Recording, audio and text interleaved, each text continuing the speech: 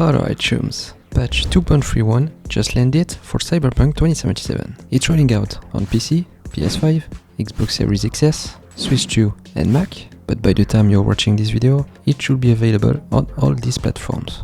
This update, or I should say patch, isn't a massive content drop, but it's packed with fixes from smarter auto-drive mode to quest improvements, photo mode tweaks, and even some platform-specific bugs. I'll go through all the info from the patch notes so you don't miss a thing. So let's not waste any more time. Hi everyone, it's Alex, and today CDPR dropped a surprise patch about 3GB on Steam, and it should be around the same size on other platforms. Auto-drive got a proper upgrade. When you set a waypoint, your car now drives smoothly, overtakes traffic, and doesn't sit at red lights forever. And as you can see, the car is way faster now. But don't worry, the slower version is still kept for the free roam, so you can enjoy a more relaxed drive. In my last video breaking down update 2.3, I noticed a bug where your arm sits too high in vehicles and sometimes makes the jacket clip through the face. It only occurs on pre-2.3 vehicles, and it looks like the bug is still there, but I'm sure the devs are working on it. Johnny Silverhand no longer spawns in the passenger seat when you call a Delamain cab. I haven't run into this bug personally, but I tested it to see if it was working properly, and from what I tried, it seems fixed. That said, before this patch, I never had Johnny in the cab, so we'll have to see. The crystal coat no longer makes the wheels flicker in different colors.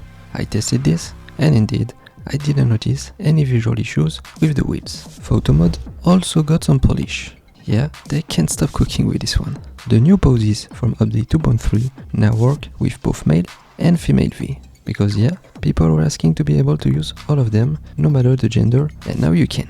NPC collision is disabled, which means you can place characters on top of objects, like hoods of cars, way easier. And it's true, when I tested the photo mode update, I noticed it was super tricky to position characters. I thought maybe it was just me, but the devs clearly got a lot of feedback about it. So it's really cool that this feature got improved. Now, Brendan can check out your best Johnny photos, Hannah Cook and wait. You can now use Royce in photo mode with different poses, because he was previously bugged according to the patch notes. There is also a bunch of fixes for quests introduced in the update 2.3. For the quest freedom, the journal entry now displays correctly if you choose not to steal the Mordred caliber. For Mortal Breath, reverse follow-up text if you fail to follow the Semimaru now arrive. Also, the Semimaru won't flip during the chase. I'm not sure if they mean the bug where the car flies or a different one, but I'll let you guys test it out. You can trigger the quest if River is dead from the previous quest The Hunt, and because of that, if you fail The Hunt, you can still acquire the Semimaru through Autofixer. I don't know the price, so if you have the info, feel free to drop it in the comments. There is also some fixes for the quest Nitro Youth Energy. They fixed a crash that could happen after leaving the showroom event, and the proxy interface UI being cut off when larger HUD elements was on. Next up, some smaller but important updates. Localization and lip sync issues in different languages were fixed. A new toggle to disable vignette is now in graphics settings. It's that effect that darkens the corners of your image. You can judge for yourselves from the footage. Honestly, it might be an option I'll turn off. Ray traced reflections now displayed correctly on PC, Mac under certain conditions. Delamain's text messages should now display properly, and fluff vendors got some fixes too. To be fair, I don't really know what they changed with the vendors, but I guess it's a good thing. PC players got a couple of key fixes.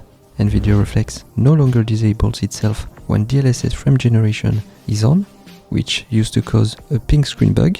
Path tracing now activates properly in scenarios where it didn't before. And finally, for Mac players, changing graphics presets no longer sets screen space perfection higher than PC equivalents. The white screen bug with frame generation during the brain dance in the quest The Information is fixed. Selecting defaults in video settings no longer disables HDR mode. The mute game in background toggle now works correctly because it was inverted before. The outdated requires restart disclaimer was removed from the spatial audio toggle, and on the App Store version, the game won't get stuck on the press space to continue breaching screen anymore. Plus, general stability and performance optimizations. So yeah, patch 2.31 might not add new content, but it does clean up a lot. Auto drive is smoother, photo mode is easier to use, quests are less buggy, and platform-specific issues got fixed across the board. Overall, this is a solid stability patch. If you enjoyed this breakdown, drop a like and subscribe for more Cyberpunk content. I'm putting together a video of the latest mystery CDPR introduced and you won't want to miss it. Thank you for watching until the end, and if you want to see a video about how to play Lucy from the anime Edgerunners in Cyberpunk 2077, here's one for you.